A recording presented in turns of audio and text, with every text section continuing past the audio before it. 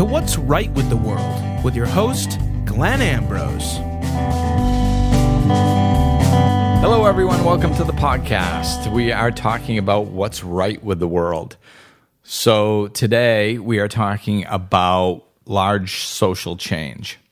So, where society is changing, moving forward, expanding, growing, and a lot of times we get caught up in the controversy of the change, and that's what change looks like. That's just what change looks like. There's always resistance to it, and that's why we need to change. To push through that resistance and get on the other side of it. So we're going to jump right in with a few of the examples for large social change that's in the news. So Ben? Well, one article that we had shared and talked about was Saudi Arabia are now allowing women to drive for the first time ever. Right. Which was an article that was on CBS News. Yeah. So that's big social change over there.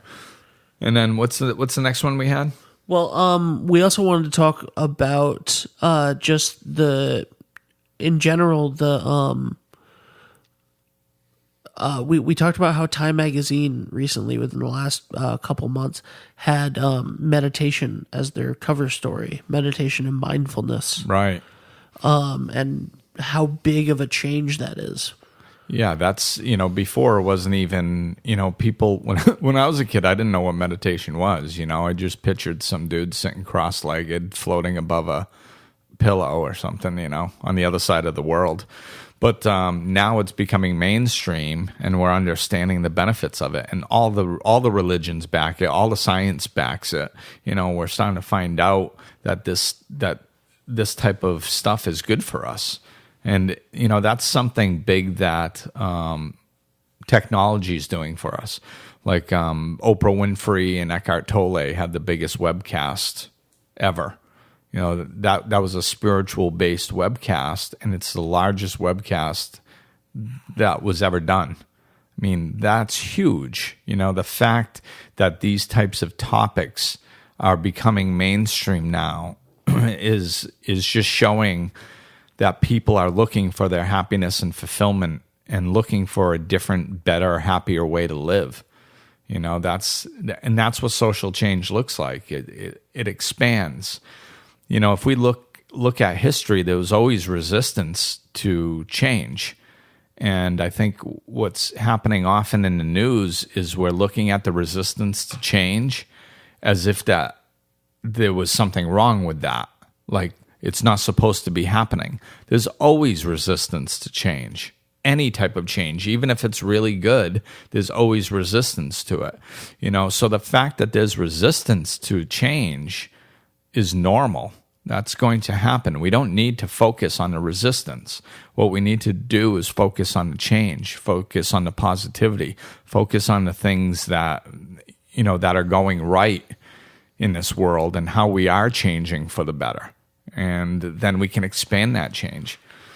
What do you feel about the difficulty of focusing not on the resistance? Because the resistance often resistance to large social change usually takes a very hateful bend on things, right. A very negative bend on things, and it's really hard to not focus on that because it comes out as things being attacked. Right. And but if we slow down and look at what we're doing, is when somebody is negative and attacks, generally what we're doing, the people who stand for good are attacking back. That has never worked.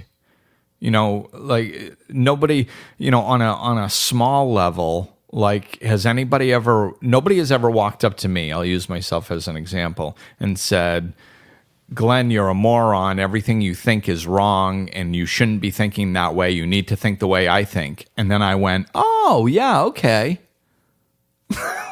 That's not how it works, But that's what we do to people. We jump in their face and we go, no, you're wrong. And then we wonder why they don't listen to us.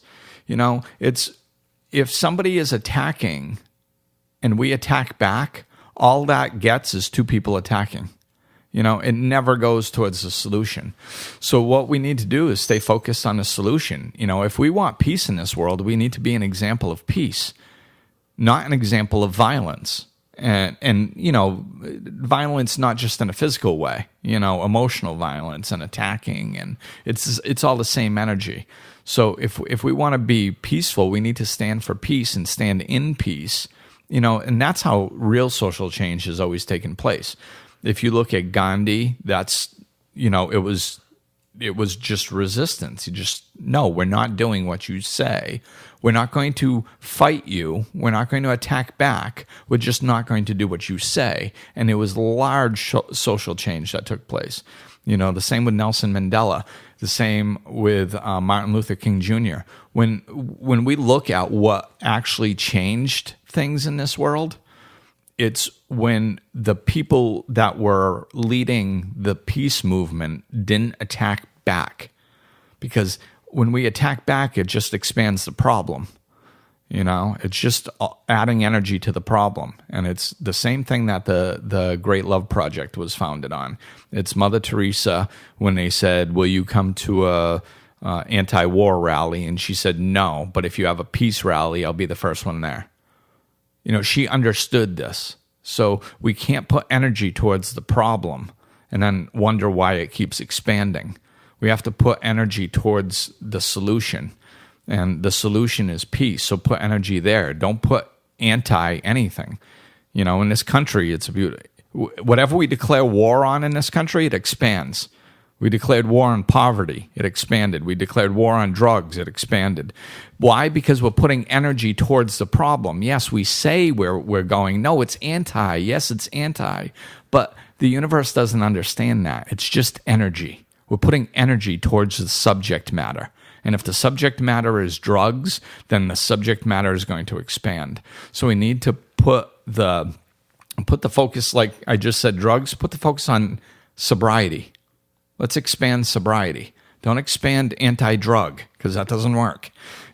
So this is the mentality that I'm trying to get across with this, is putting energy towards the solution, not the problem. And when you do positive things, such as women being allowed to drive, race relations getting better, though there's a ton of resistance, LGBTQ rights, marriage, absolutely, equality, and all that stuff, stigmas being removed. And it's not that we have all these problems solved. We don't. I get that we don't have all these problems solved yet, but what's going to solve them? Arguing and fighting? No, it's never solved anything ever. So why do we think it's going to solve this? What has solved things is people standing up, saying, this is what I believe in, this is what we should be doing, and being an example of loving peace in that direction. That's what's actually changed things and transmuted things. And if we keep focusing on what we're doing right and continue doing it right, it will continue to shift. We've got some ground to make up still. Race relations and sexism is not where it needs to be, and along with a lot of other social issues. But we need to focus, put our energy towards a solution, and stand in what we know is right, and just keep moving forward. Put our focus on these positive things that are happening, and more positive things will be happening. And there are positive news stories about these things happening. So if you find them and come along with them, share them with us. Use the hashtag What's Right with the World. Put them on the Great Love Project. Use the hashtag The Great Love Project. And, we'll be happy to talk about them and share them as well. Absolutely. Help us keep expanding this. All right. Thanks for listening. That's your shot of positivity this week. Take care. Glenn is available for life coaching sessions, in person or via phone and Skype. To book an appointment or for more information, go to glennambrose.com, follow him on Facebook and Twitter, or click the link in the description of this episode.